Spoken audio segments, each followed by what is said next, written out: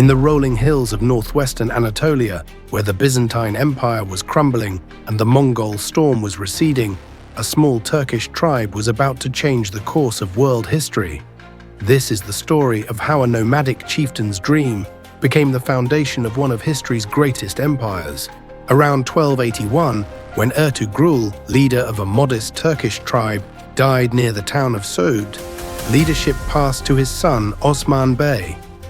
Unlike other frontier lords who conducted indiscriminate raids, Osman instituted a policy of relative tolerance toward Christian villagers who submitted to his rule. Local Greek, Armenian, and Turkish peasants often preferred Ottoman rule to that of Byzantine landlords, finding Osman's taxation policies less burdensome.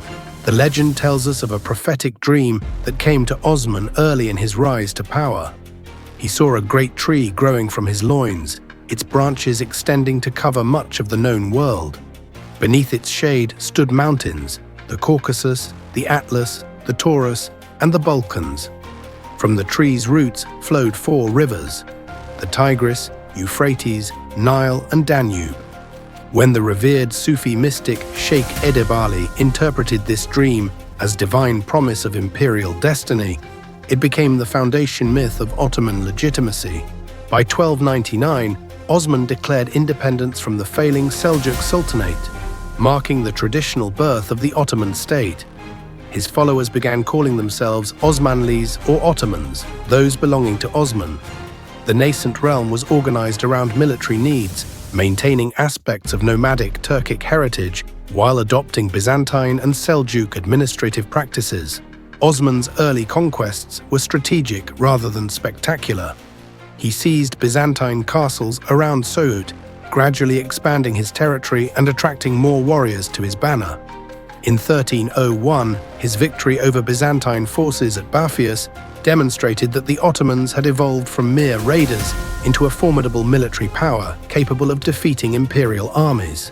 When Osman died in 1326 during the siege of Bursa, he left his son Orhan a modest but well-organized principality.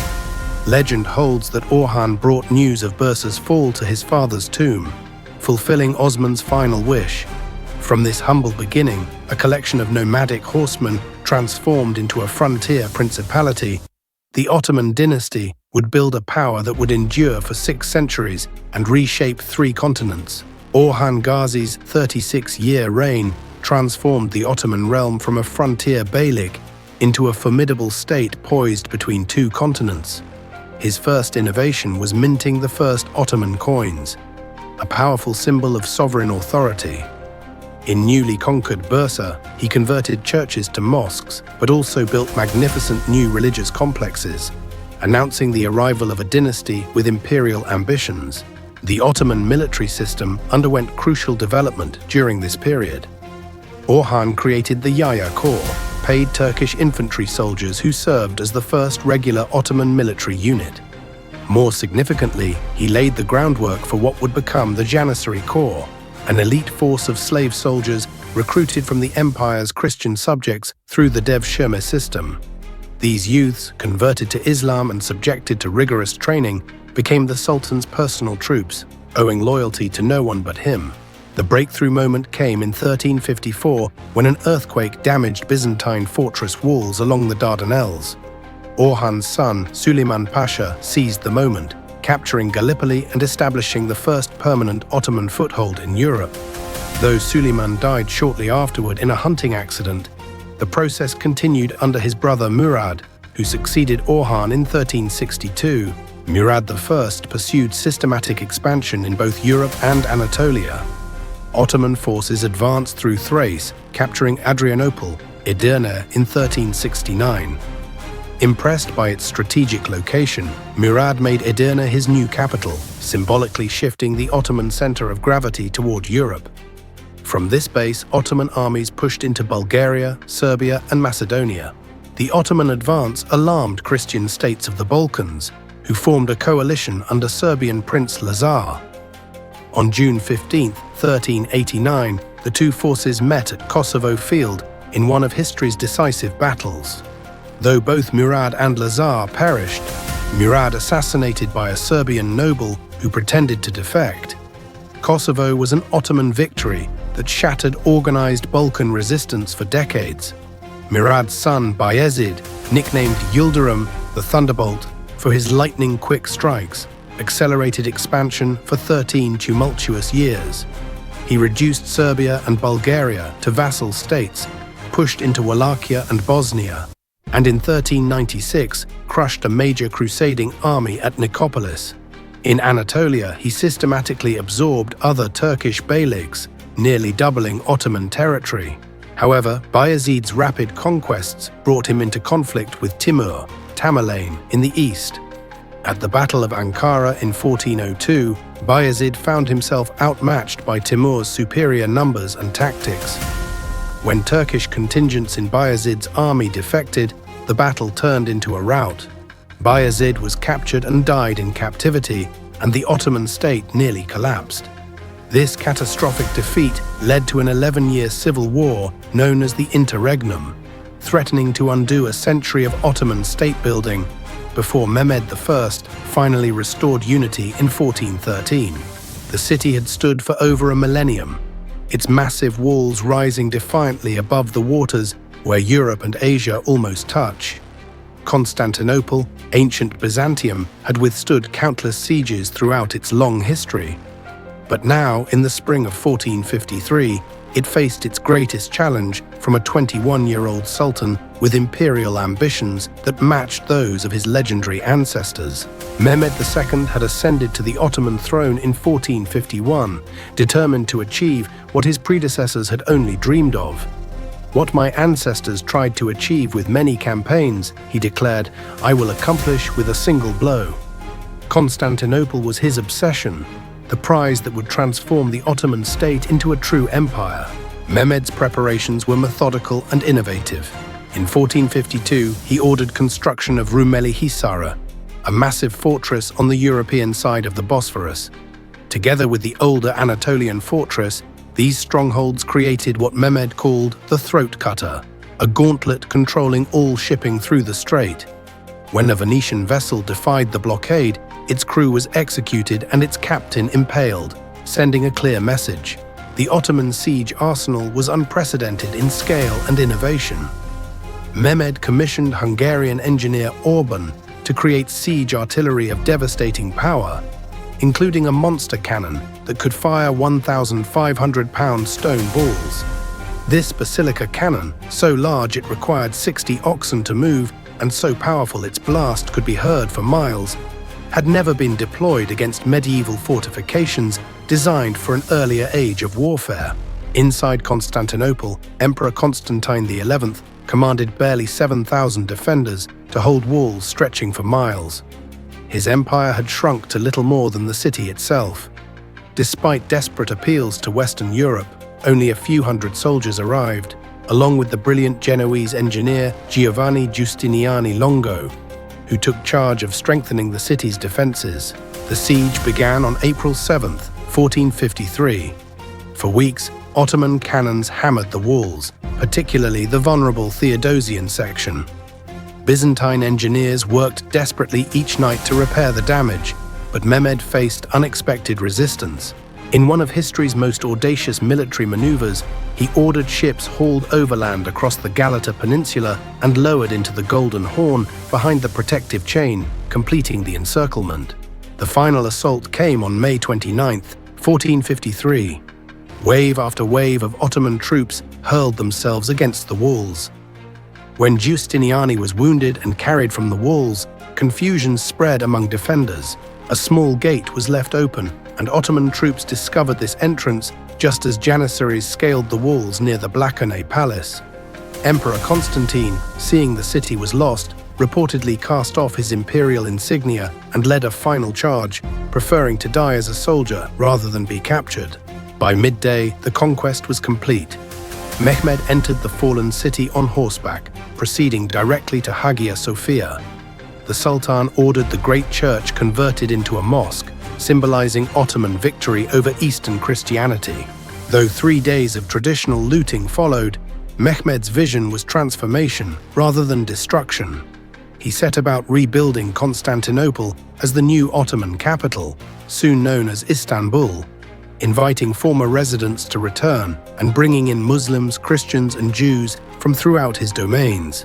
The conquest sent shockwaves through Europe, but marked the Ottoman Empire's transformation from regional power to world empire. Mehmed had ended the 1,000-year Byzantine Empire and positioned himself as heir to the Roman emperors, ready to shape the destinies of 3 continents. Following Constantinople's conquest, the Ottoman Empire entered what historians call its Golden Age, a remarkable period when exceptional sultans expanded territories, developed sophisticated governance, and fostered an unprecedented flowering of culture and arts. This era would see the empire reach the zenith of its power under Suleiman the Magnificent. Mehmed II continued his conquests until 1481, more than doubling Ottoman territories. He eliminated remaining Byzantine outposts, conquered Serbia, pushed deep into Greece and Albania, and when Venetians challenged Ottoman naval power, he built a fleet that wrested much of the Aegean from their control. Beyond military expansion, Mehmed reorganized the Ottoman state along centralized lines, creating sophisticated administrative systems that would guide the empire for generations. His son, Bayezid II, focused on consolidation rather than expansion during his 3-decade reign. Bayezid strengthened Ottoman naval power, extended welcome to Jews expelled from Spain after 1492, and as a mystic with Sufi leanings, patronized religious foundations and scholarly works. When his son Selim grew impatient with these cautious policies, he forced his father's abdication in 1512. Selim the Grim transformed the empire through whirlwind conquests during his brief 8-year reign. He first defeated Shah Ismail of Persia at Chaldiran in 1514, securing eastern Anatolia. Then, in campaigns of breathtaking speed, he conquered the Mamluk Sultanate, taking Syria in 1516 and Egypt in 1517. These victories brought control of Islam's holiest cities, Mecca and Medina. And when the last Abbasid caliph transferred the symbols of the caliphate to Selim, the Ottomans gained religious authority to match their political power. When Selim died suddenly in 1520, he left his 25-year-old son, Suleiman, a greatly expanded empire with secure borders and abundant resources. Suleiman would make the most of this inheritance during his remarkable 46-year reign, leading the Ottoman Empire to its absolute peak of power, territorial extent, and cultural achievement. Suleiman quickly proved his military prowess, capturing Belgrade in 1521 and the island of Rhodes from the Knights Hospitaller in 1522. His greatest triumph came at Mohacs in 1526, where the Ottoman army annihilated Hungarian forces, killing King Louis II and most of Hungary's nobility. This victory left Hungary divided between Ottoman control, Habsburg claims, and semi-independent Transylvania, extending the empire deep into Central Europe. The 1529 siege of Vienna represented the high-water mark of Ottoman expansion into Europe. Though ultimately unsuccessful due to early winter weather and extended supply lines, it demonstrated Ottoman reach into the heart of the continent. For the next century and a half, Ottomans and Habsburgs would contest supremacy in southeastern Europe. Suleiman also campaigned extensively in the east against Safavid Persia, capturing Baghdad and securing Ottoman control over Mesopotamia. Naval campaigns in the Indian Ocean challenged Portuguese dominance, while in the Mediterranean, the Ottoman fleet under Hayreddin Barbarossa established complete naval supremacy.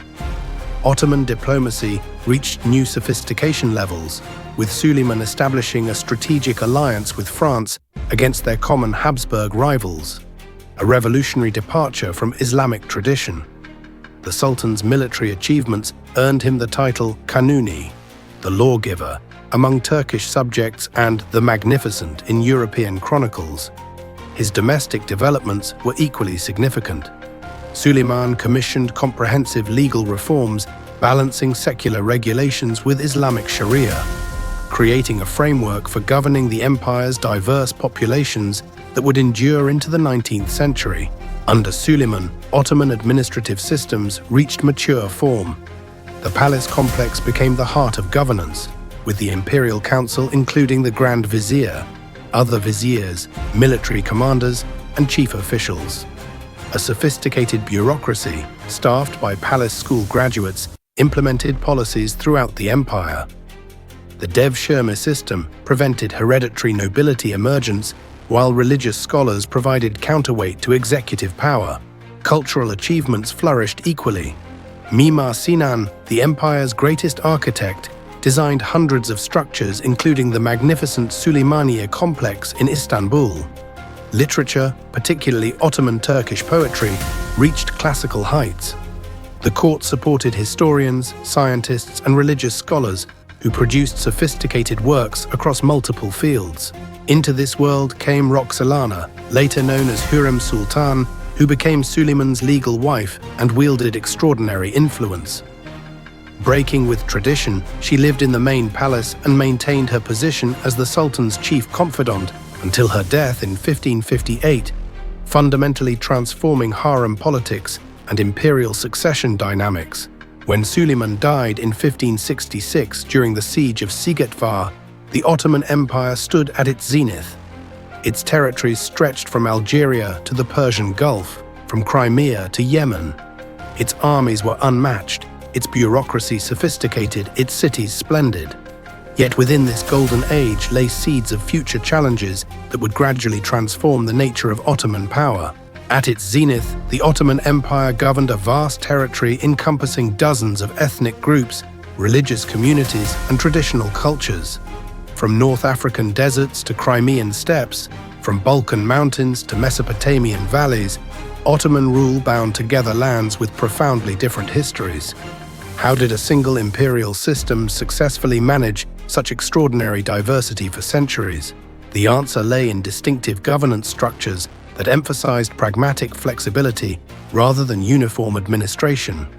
The Ottomans adapted their rule to local conditions while maintaining core imperial institutions, allowing them to incorporate new territories with minimal disruption while gradually extending central authority. At the apex stood the Sultan, embodying the state and enjoying theoretically absolute power. Legitimacy flowed from multiple sources: guardian of Islam's holy places, heir to Byzantine emperors, protector of trade routes, and head of the Ottoman dynasty.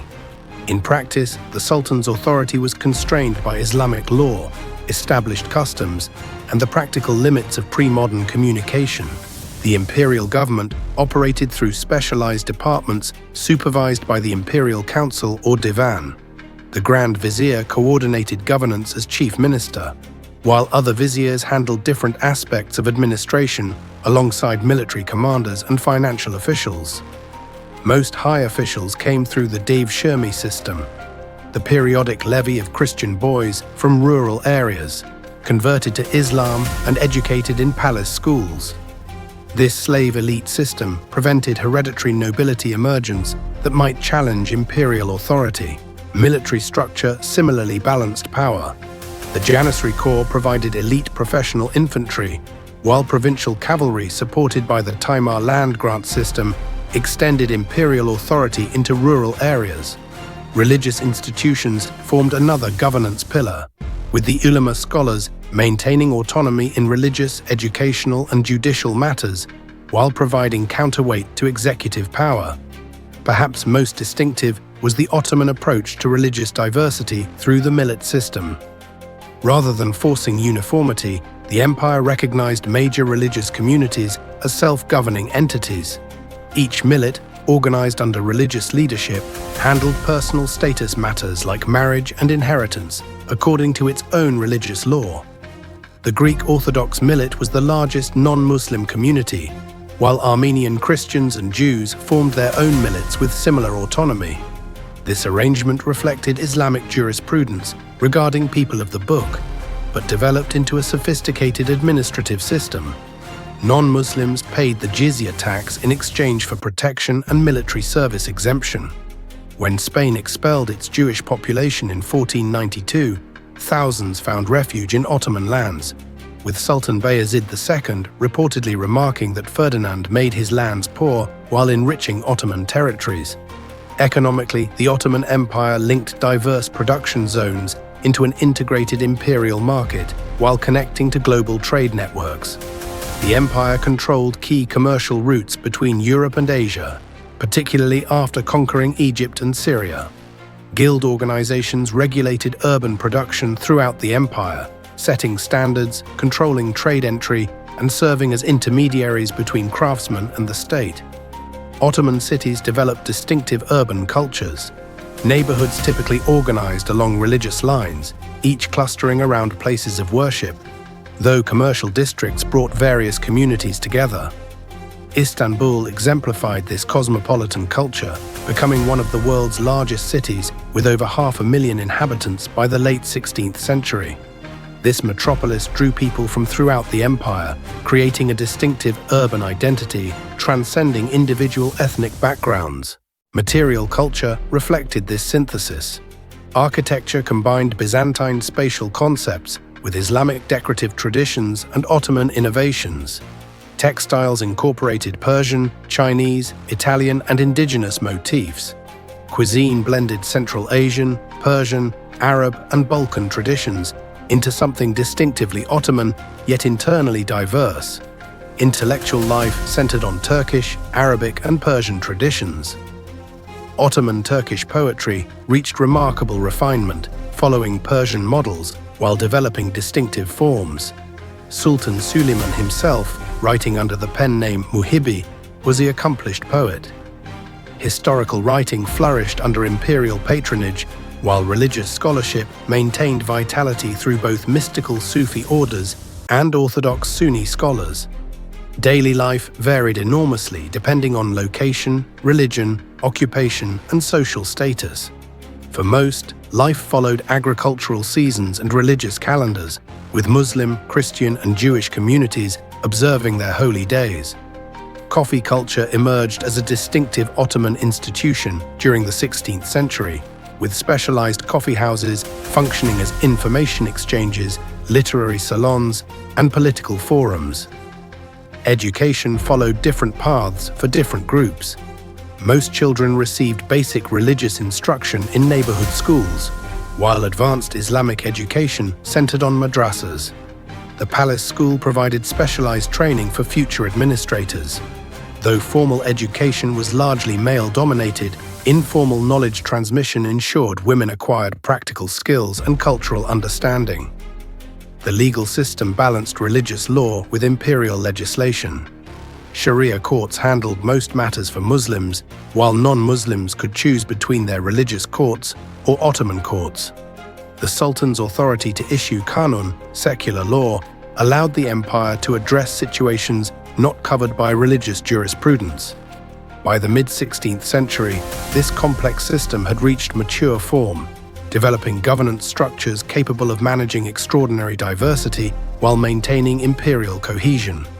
Its cultural achievements reflected both synthesis of multiple traditions and original contributions across numerous fields.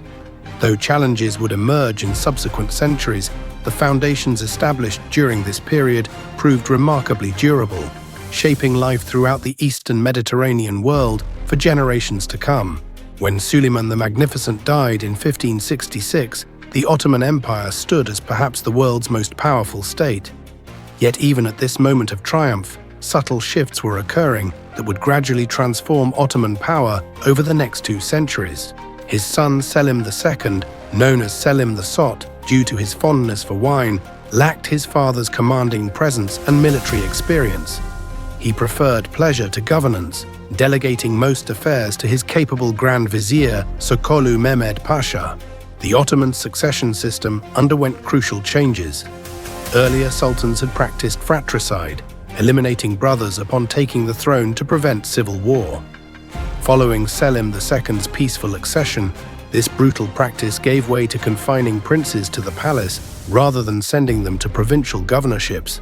While reducing fratricidal violence, this created a new problem. Future sultans raised in sequestered luxury often proved ill-prepared for rule. This coincided with increasing influence of the sultanate of women, political power exercised by imperial mothers, wives, and concubines. the Valid Sultan often wielded enormous influence, particularly when her son was young or disinterested in governance. While some proved capable rulers, their power struggles contributed to governmental instability. The military system faced its own transformations. The Timar cavalry became increasingly obsolete as firearms dominated battlefields. The Janissary Corps evolved from an elite slave force into a hereditary military caste with their own economic interests and political agenda. Recruitment increasingly came from free Muslim families rather than through devshirme levy, changing the Corps' character and loyalties. Technological stagnation compounded military challenges. Where Ottomans had once led innovations in artillery and fortress design, they now fell behind European powers, undergoing their own military revolution.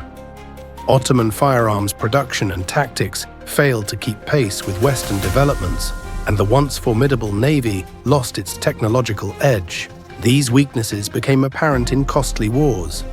The long Turkish War with Habsburgs, 1593 to 1606, ended in stalemate rather than Ottoman victory. Most symbolically, the naval Battle of Lepanto in 1571, though strategically indecisive, demonstrated that Ottoman fleets could be defeated.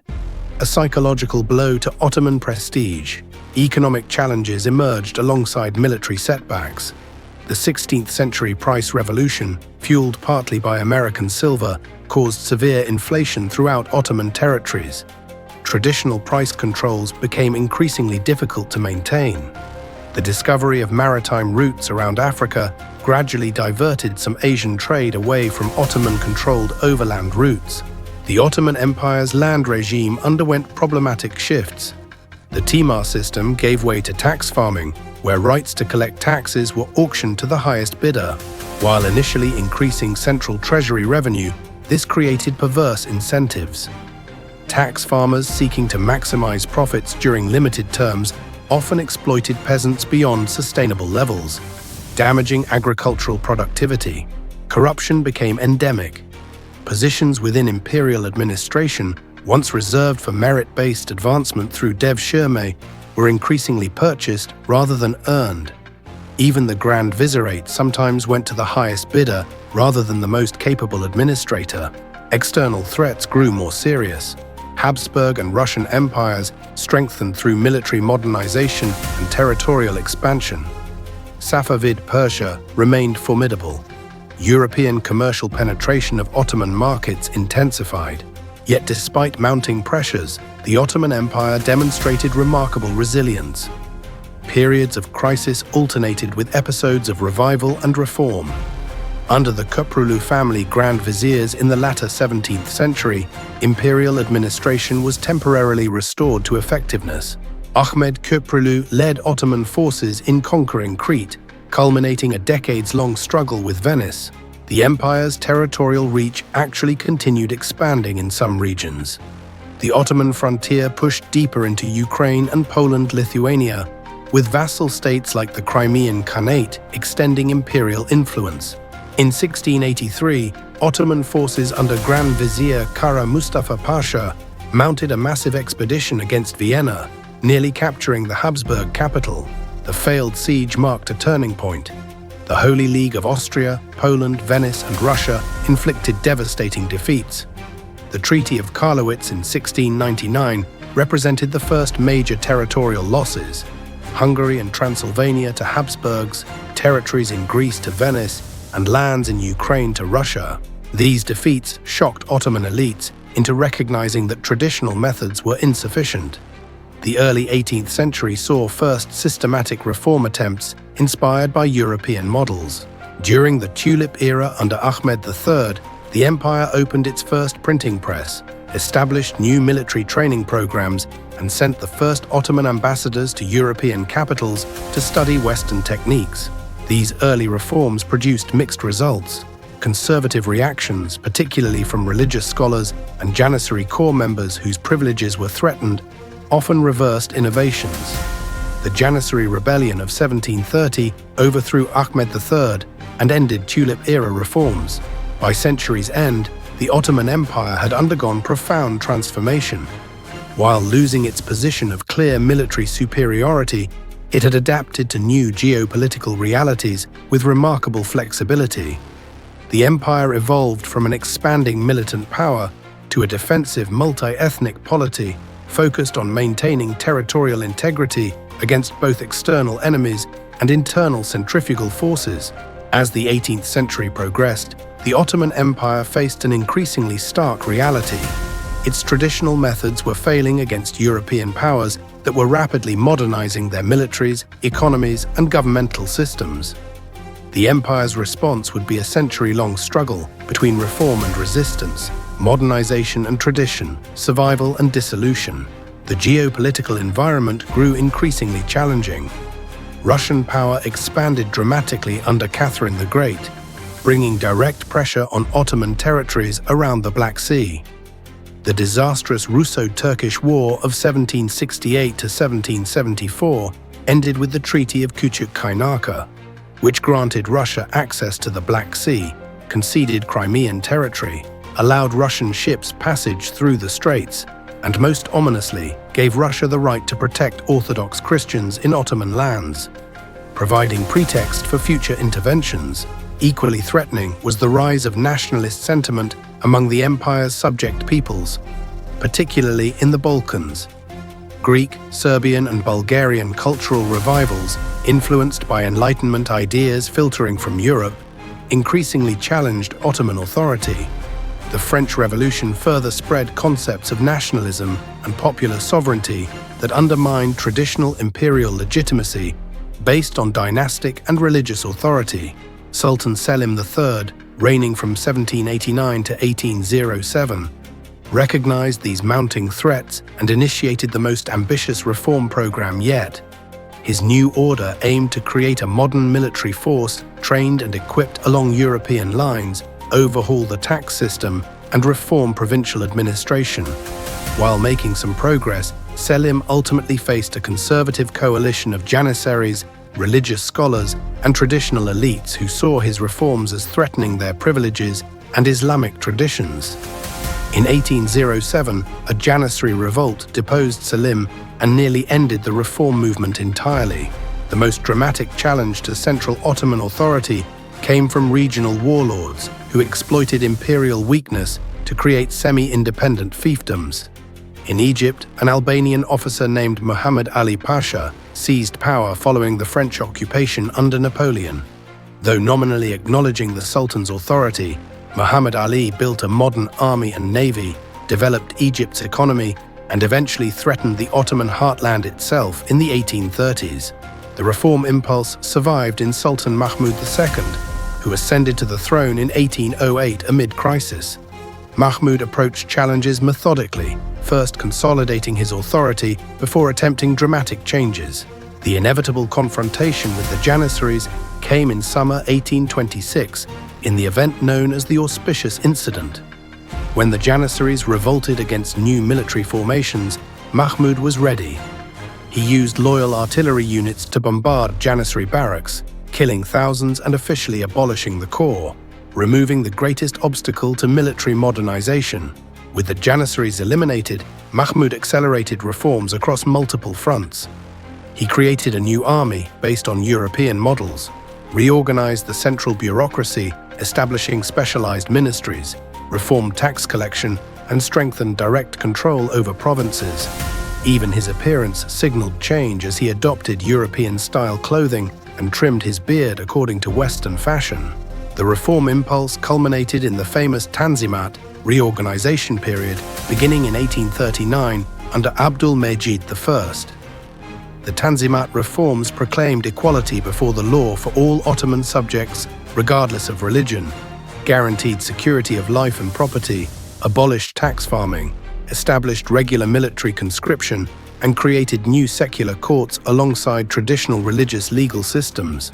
Behind these reforms stood remarkable Ottoman statesmen like Mustafa Reshid Pasha, Ali Pasha, and Fuad Pasha, who had served as diplomats in European capitals and understood both Western power and Ottoman needs. Their goal was not blind Westernization, but selective adaptation of European methods to strengthen the Ottoman state while preserving its essential character and independence. Education became a major Tanzimat focus. New secular schools were established teaching modern sciences, foreign languages, and administrative skills. The School of Civil Administration trained bureaucrats, while medical and engineering schools produced needed specialists. These educational reforms created a new class of Ottomans comfortable with both Islamic and European intellectual traditions. The legal system underwent similar transformation. New commercial and criminal codes adapted from European models were introduced alongside traditional Islamic law. The judicial reforms culminated with the Makel in 1876, a codification of Islamic civil law harmonizing traditional jurisprudence with modern legal principles. Communications infrastructure expanded dramatically. Telegraph lines connected distant provinces to the capital. Railways began linking major cities, and steamship lines improved maritime connections. The first Ottoman newspaper was established, eventually creating a vibrant press that, despite censorship, formed a new public sphere for political and cultural discourse. These reforms created new tensions. Traditional religious scholars and conservatives viewed westernizing reforms with suspicion, seeing them as capitulation to Christian powers and abandonment of Islamic principles.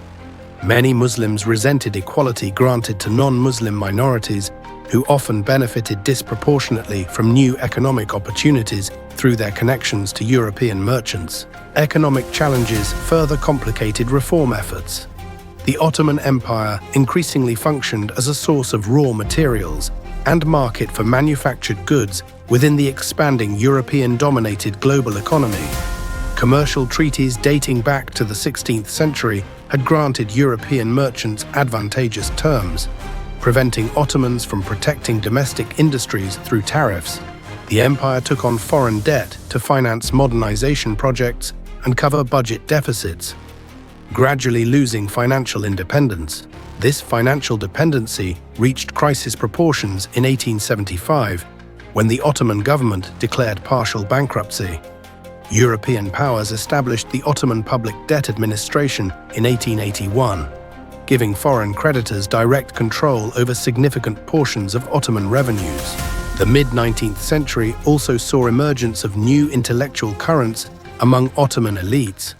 The young Ottomans, including figures like Namık Kemal and Ibrahim Shinasi, advocated constitutional government and greater political freedoms, while seeking to reconcile Islamic principles with modern political concepts.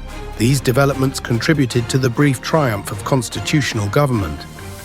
Amid continuing crisis in the Balkans and pressure from reformist elements, Sultan Abdul Hamid II promulgated the first Ottoman constitution in December 1876, establishing a parliament with representatives throughout the empire. However, using the Russian war as justification, Abdul Hamid suspended the constitution after only 2 sessions and began a period of personal rule lasting 3 decades. The Russo-Turkish War delivered another devastating blow to Ottoman power, with the resulting Congress of Berlin recognizing independence of Serbia, Romania, and Montenegro, while creating a large Bulgarian state. These territorial losses triggered massive population movements as hundreds of thousands of Muslims fled to remaining Ottoman lands, fundamentally altering the empire's demographic composition and making it more concentrated and predominantly Muslim than ever before. For 33 years, from 1876 until 1909, Sultan Abdul Hamid II ruled the Ottoman Empire through a complex blend of modernization and iron-fisted control. Abdul Hamid embraced modern technology to strengthen his reign. Telegraph networks expanded for direct control, photography documented his power, and railways stretched across the empire. Meanwhile, new schools produced technically trained Ottoman officials and officers. As caliph, he emphasized Islamic unity, positioning the empire as protector of Muslims worldwide. Yet beneath this progress lay growing repression. Censorship tightened, opposition was crushed, and an extensive spy network watched for dissent. Liberal intellectuals fled to European cities, their banned writings smuggled back into the empire. From this atmosphere emerged the Committee of Union and Progress, the Young Turks.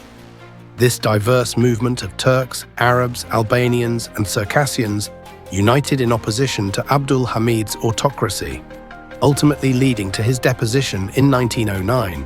During summer 1908, long-simmering tensions erupted into revolution when Ottoman army units in Macedonia, led by young Turk officers, revolted against the central government. Facing civil war prospects, Abdul Hamid reluctantly restored the 1876 constitution and allowed elections for a new parliament. The Young Turk Revolution triggered momentary euphoria across the empire, with Muslims, Christians, and Jews celebrating together in public displays of Ottoman unity. The restored constitutional era quickly revealed deep tensions. Counter-revolutionary forces attempted to reverse changes in spring 1909, briefly succeeding before being overcome by constitutionalist troops from Macedonia. Abdul Hamid was deposed in favor of his brother Mehmed V, who became a constitutional monarch with limited powers. External crises further complicated this turbulent period.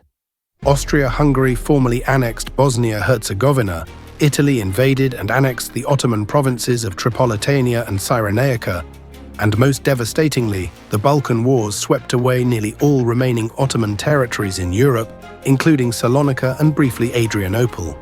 Only a small foothold around Istanbul remained of the empire's once vast European domains. These defeats discredited the Cup government but strengthened the hand of its more nationalist elements. Enver Pasha, Talat Pasha, and Cemal Pasha emerged as the dominant triumvirate, steering Ottoman policy in an increasingly Turkish nationalist direction. The liberal, multi-ethnic vision of early Young Turk movement gave way to a more centralizing, Turkish-oriented approach that alienated Arab, Albanian, and other non-Turkish elites. When European war erupted in August 1914, initial Ottoman position was neutrality. The empire had emerged exhausted from the Balkan Wars, but several factors pushed it toward Germany. The triumvirate had grown suspicious of Russian, British, and French intentions, while Germany had cultivated Ottoman friendship through investment, military advisors, and railway construction. On August 2, 1914, Enver Pasha signed a secret Ottoman-German alliance. The final step toward war came in late October when Ottoman warships, including the former German battlecruiser Goeben, bombarded Russian ports in the Black Sea. Russia declared war on November 2nd, followed by Britain and France. The Ottomans formally entered the conflict on November 14th, with the Sultan Caliph declaring jihad against the Entente powers. The conflict began disastrously. Enver personally led a winter offensive against Russian forces in the Caucasus, hoping to recapture lost territories and spark Islamic uprisings in Central Asia. The campaign ended in catastrophe at Sarıkamış during winter 1914 to 1915, where harsh weather and Russian resistance resulted in the loss of an entire Ottoman army. Of 90,000 soldiers who began the campaign, fewer than 15,000 returned. This defeat had profound consequences. The collapse of Ottoman defenses in eastern Anatolia allowed Russian advances, supported by some local Armenian groups, hoping Russian victory would bring independence. Ottoman authorities, already suspicious of Armenian nationalist aspirations, viewed this as treachery. The government ordered deportation of Armenian populations from war zones to Syria, claiming military necessity.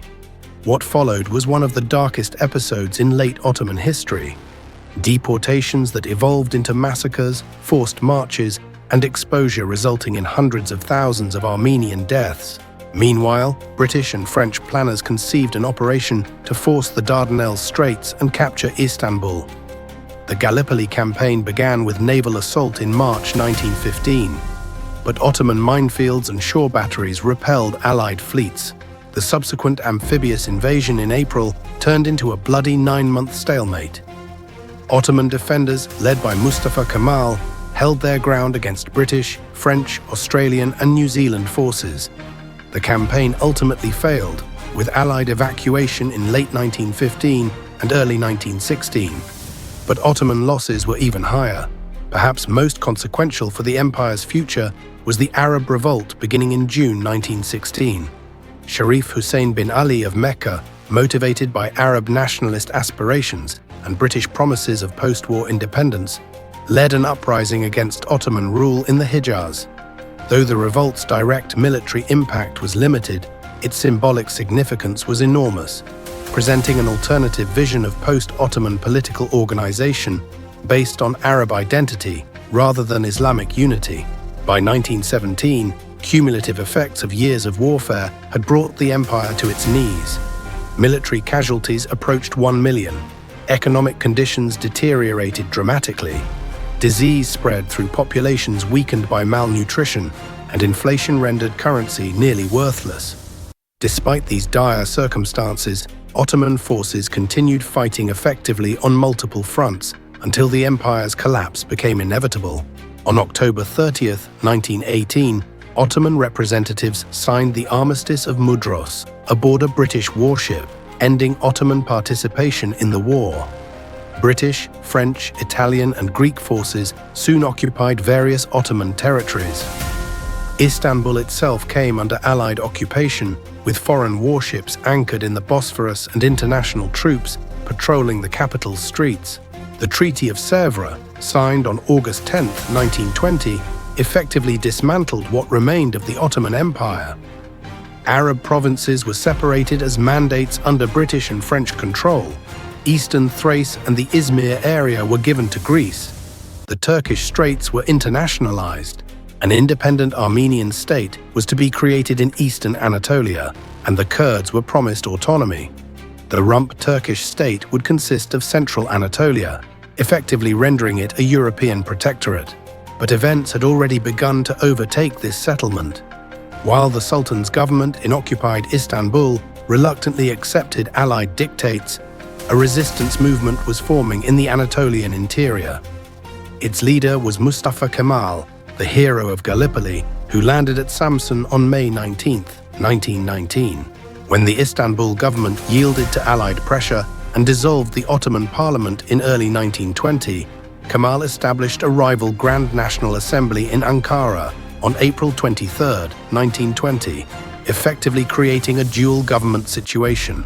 The Greek landing at Izmir in May 1919, sanctioned by the Allies and accompanied by violence against the Turkish population, galvanized nationalist sentiment and provided the crucial rallying cause for the Turkish national movement. What followed was the Turkish War of Independence, a complex conflict lasting until 1922. Nationalist forces fought against Greek, Armenian, and French troops, while diplomatically maneuvering to divide the Allies and gain Soviet support. The decisive phase came in the Greco-Turkish War. After initial Greek advances nearly reached Ankara, Turkish nationalist forces under Mustafa Kemal launched a massive counteroffensive in August 1922, recapturing Izmir and driving Greek forces from Anatolia entirely. These nationalist victories rendered the Treaty of Sèvres effectively dead. On November 1, 1922, the Turkish Grand National Assembly took a momentous step, formally abolishing the Ottoman Sultanate and separating the positions of Sultan and Caliph.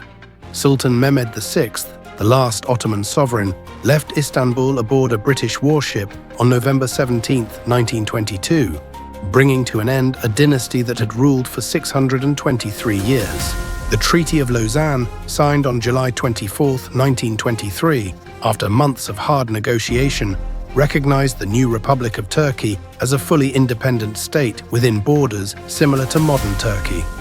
On October 29, 1923, the Turkish Grand National Assembly proclaimed the Republic of Turkey with Ankara as its capital and Mustafa Kemal as its first president. The caliphate, temporarily retained as a purely religious office, would be abolished in March 1924, severing the last institutional link to the Ottoman past. Under Mustafa Kemal, soon granted the surname Atatürk, father of the Turks, the Turkish Republic embarked on revolutionary transformation. In 1924, he abolished the caliphate, closed religious schools, and placed education under state control. A new civil code based on the Swiss model replaced Ottoman laws, granting women equal rights. Traditional headgear was banned, and most dramatically, in 1928, the Arabic script was replaced with a modified Latin alphabet. severing a key cultural link to the Ottoman era. These changes aim to create a distinctly Turkish national identity, separate from the Ottoman Islamic imperial legacy. State-sponsored historians promoted narratives emphasizing pre-Islamic Turkish history while downplaying the Ottoman period, often portrayed as an era of backward religious governance that had prevented Turkish national development. Yet beneath this revolutionary rhetoric, important continuities persisted.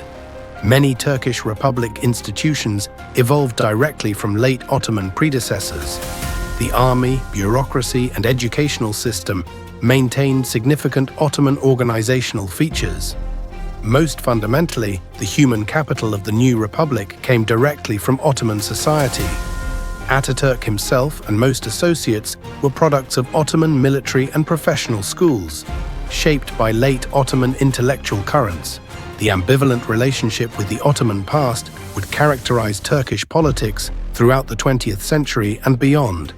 During early Republican decades of strict Kemalist orthodoxy, official discourse minimized positive Ottoman references. By the 1980s, however, economic liberalization and political openings allowed more nuanced reassessments. Conservative and Islamist movements increasingly invoked Ottoman heritage as alternatives to Western-oriented Kemalism. This Ottoman revival accelerated under the Justice and Development Party government from 2002.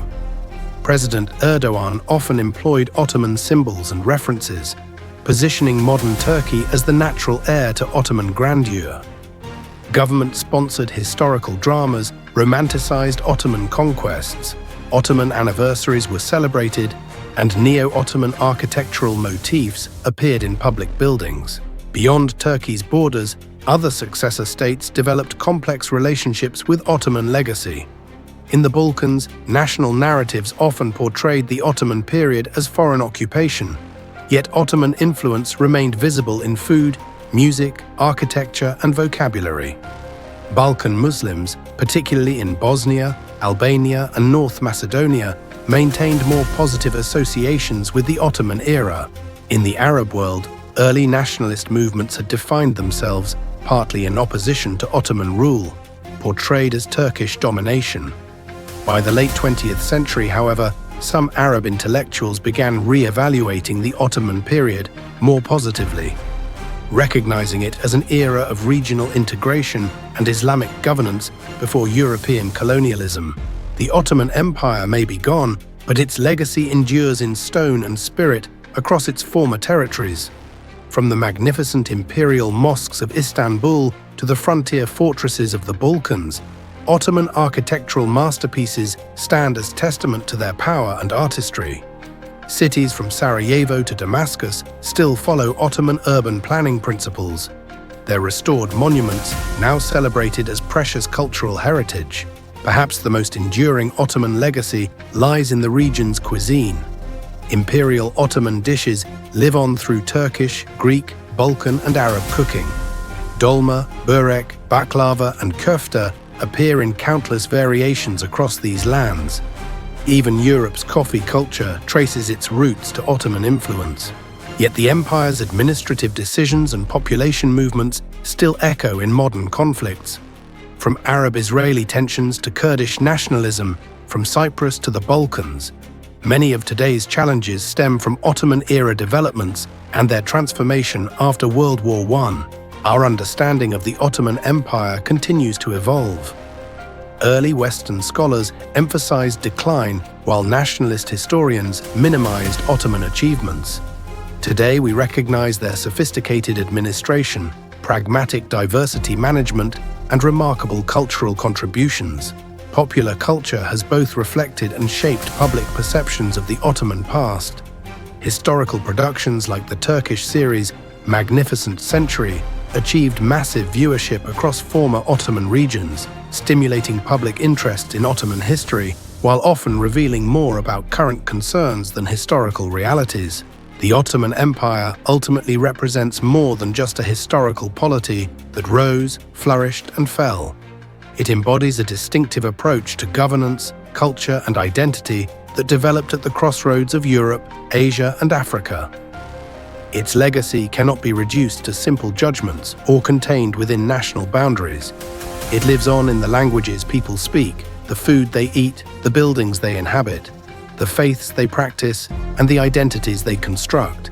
A century after the empire's dissolution, we can view Ottoman history with greater perspective than those who lived through its traumatic final years, neither romanticizing it as a lost golden age nor dismissing it as an era of oppression does justice to its complexity.